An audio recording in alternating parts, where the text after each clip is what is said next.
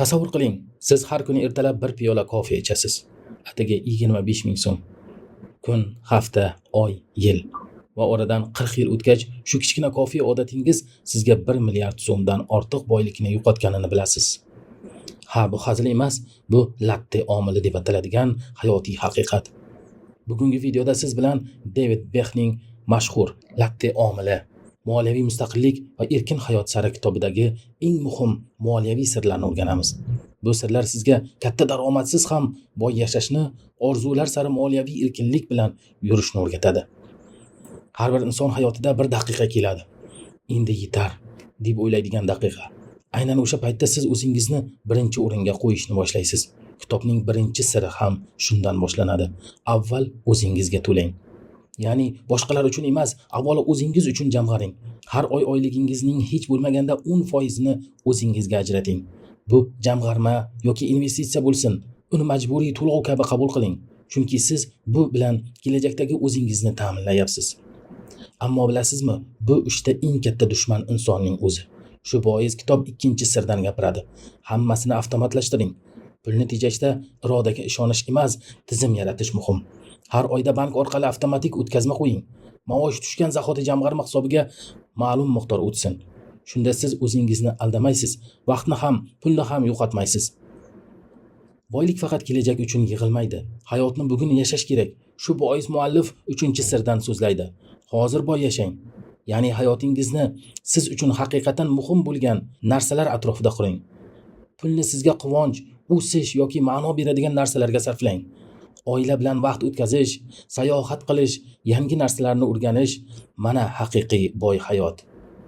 Endi keling kitob nomi bilan bog'liq eng mashhur tushunchani o'rganamiz. Latte omili. Bu atama bir piyola qahvani bildirsa ham, aslida u siz har kuni e'tiborsiz qoldiradigan mayda xarajatlar ramzidir. Har kuni kichik summalar sarflash, bu sizning kelajagingizni asta-sekin yeb bitirayotgan odatlar demakdir. Muallif hisoblab chiqadi.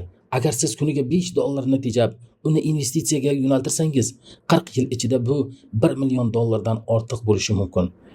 Shunday ekan, bir piyola kofe yoki shirinlikdan voz kechish bu boylik sari tashlangan kichik, ammo qudratli qadamdir.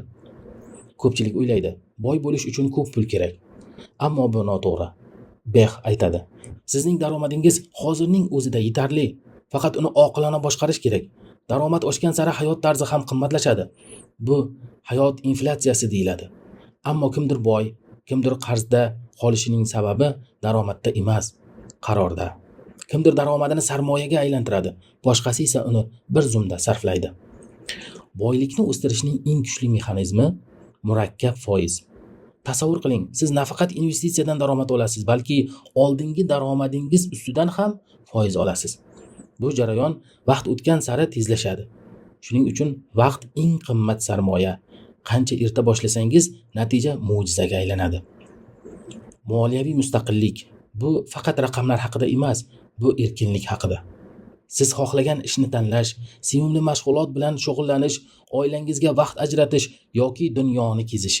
Bularning barchasi moliyaviy ozodlik natijasidir. Bu sizga nima qilish kerakni boshqalar emas, o'zingiz aytish imkonini beradi. Ammo bunga to'sqinlik qiladigan narsa pul haqidagi noto'g'ri ishonchlar.